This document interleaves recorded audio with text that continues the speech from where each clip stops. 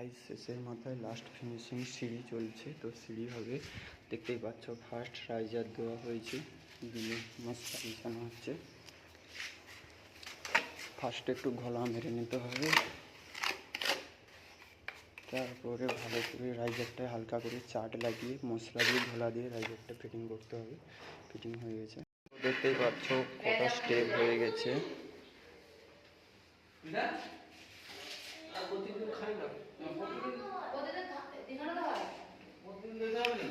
রাইজারটা দেওয়া আছে ব্ল্যাক।